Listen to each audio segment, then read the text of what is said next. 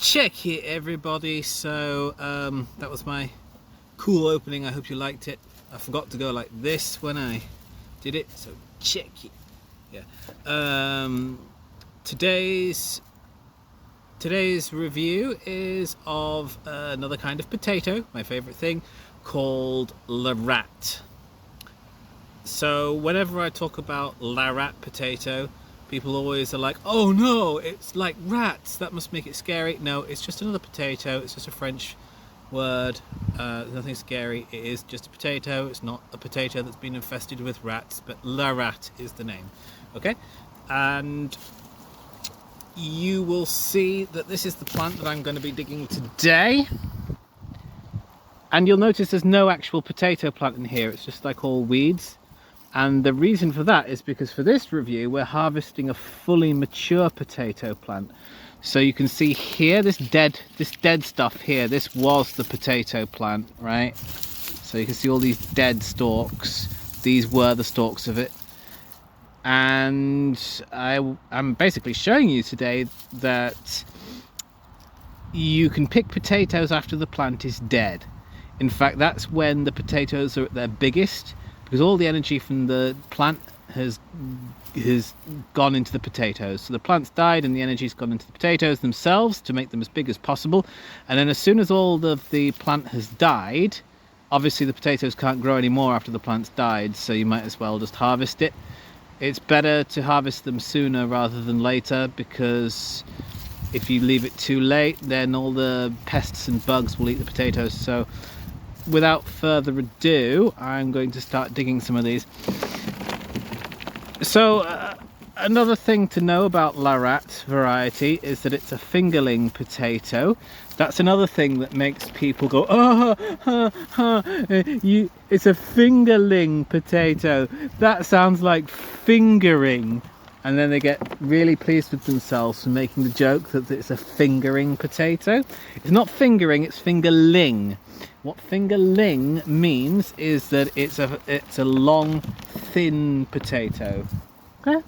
So it's not fingering. It's not like having sex. And you will see, as we're taking some of these first ones out, see how it's long and thin. It's you'll see that more in a second. So I'm gonna put these to one side. Where shall I put these? Didn't really plan this out very well. Okay, I'm gonna put them in here. So in this other pot. So we'll start piling them up. Okay. So this is a really good example, okay? So it's a very long, very thin thing. It's like your fingerling. And this is a small sized one. This is a fully matured plant, obviously, because it's died. So the size of the potatoes should be about as good as they're gonna get. So I'm gonna put you back onto the stand here where I have my... Okay, there we go, right. So as I pick them... So as I pick these potatoes, I can chat to you and I can show you them all coming out. So yeah, the reason why my plant is fully matured now, and before I was doing reviews of plants that had not yet fully grown, is because I've been away in Scotland for 3 weeks and I was at a potato expo, which is obviously, a potato expo is one of the coolest events that exists in the world. And I met a lot of potato breeders, which is one of the coolest things in the world, is potato breeding. And there we go, here's another good one. Look at that bad boy. See, weird shape, long, thin, weird shape. And so talking of potato breeders, one of the great things, oh yeah. So look at this. Got some really good roots on here. There's a duff one.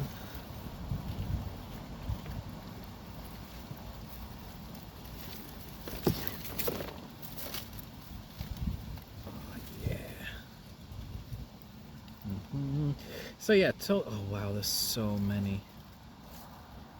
I'm gonna have to show you these coming out.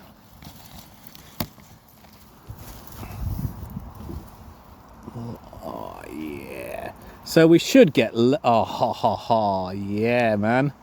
We should get loads today because, like I say, this is a fully mature plant. So, oops, I just dropped one. So there should be no shortage of good-sized potatoes.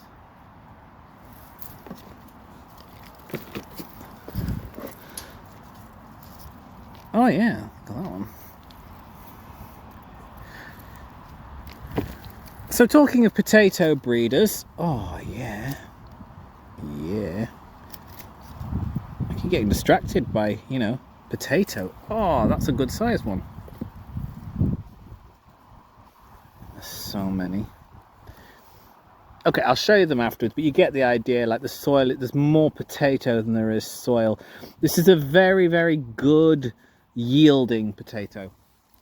So it is a heritage variety. It's over 100 years old, I believe. It was bred to be sold in Safeway, I believe it was. It was sold in Safeway until the 80s, so it was a commercial variety back in the day. It is now considered a heritage variety, not a commercial variety, but because it used to be quite a commercialized variety up until, you know, living memory, it is quite good yielding. Not as good as the modern varieties, but it's still very good yielding. It does produce quite well. And talking of potato breeding, before I kept getting distracted by all these wonderful potatoes, I was trying to tell you that La Ratte has been used as the ancestor of a lot of modern boutique varieties, because it's quite unique in that it's got a weird shape.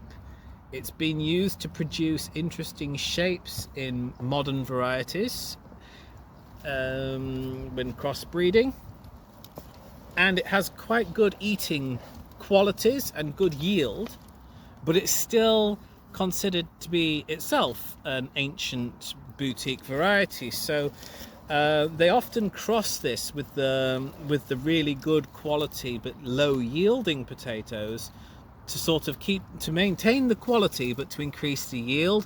So the modern varieties that I've been growing, like Red Emily and Violetta, actually have this potato as one of their ancestors.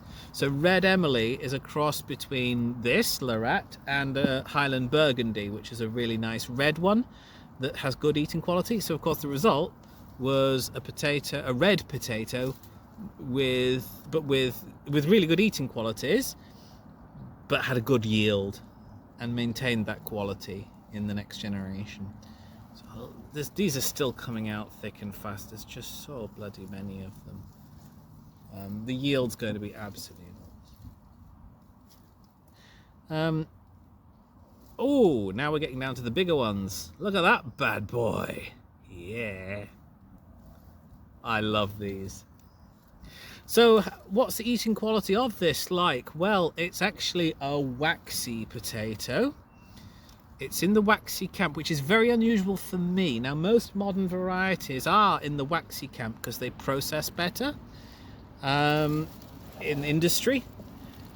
Now, all the other varieties I grow are the flowery type. This is the only waxy one left in my regular lineup, in my regular potato lineup. So I suppose the reason I keep it is because it is the only waxy. I don't want to have no waxies. And because it has such an interesting heritage to it, an interesting story. Even in modern times, it's continues to achieve great things.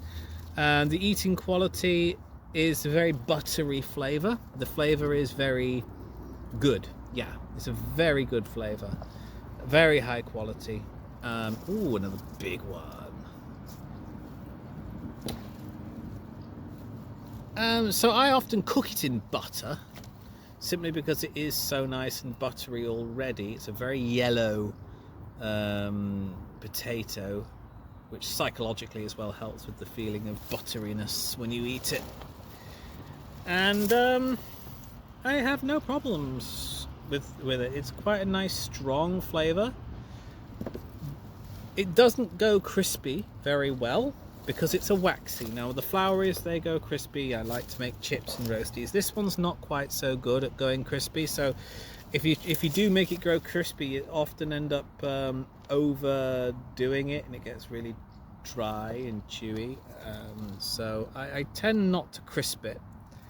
What I tend to do with it is I will bake it with butter, or I'll boil it with butter.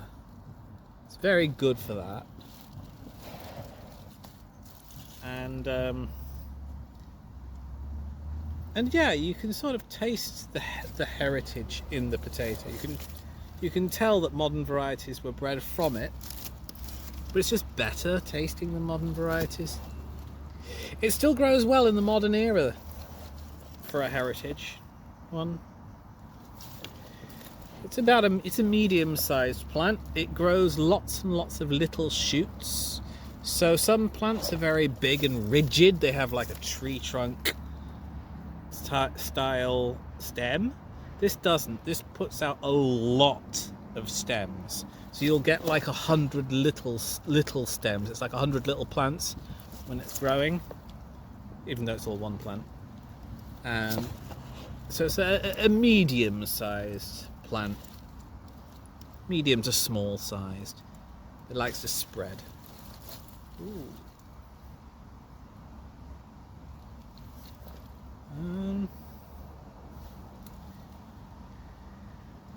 Yeah, so at this point, I've been yapping at you for quite a while. What I'll probably do is I'll just keep going and then I'll show you the result. We will cut the video here and then snap to the results. So this is today's yield. Bit disappointed. It's a good yield. However, there aren't any really gigantic ones. Usually there's 3 or 4 monsters that are about 4 times as big as the biggest ones you see here. And for some reason there aren't any this time. This can actually be a pretty monstrously big yielding potato plant, but it's not this time. I think the reason is because this pot was actually growing behind this pot, so there was some quite big stuff in this pot and it was blocking the sun to this one.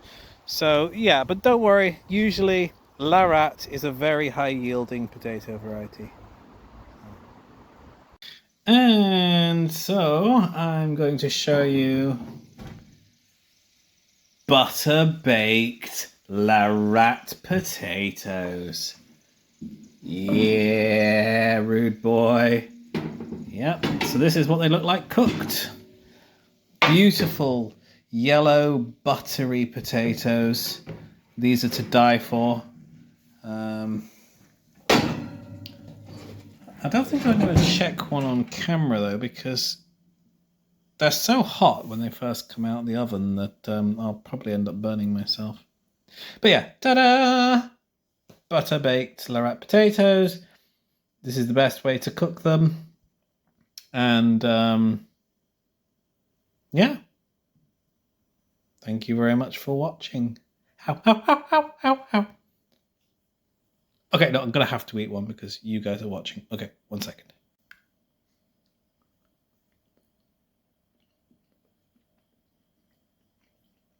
Yeah, I mean, very good. I think I said before, it's a waxy, not a floury potato, so there's no crispiness. They're not crispy at all. If they start to crisp up, they just become dry and crap. But very nice as a baked potato, which obviously baked is not supposed to be crispy. Yeah, very impressed with them, as always. Yeah, see you later. Check it. Watch my next one as well. Oh yeah, and subscribe, because yeah. just what you're supposed to do. So see you later. Bye.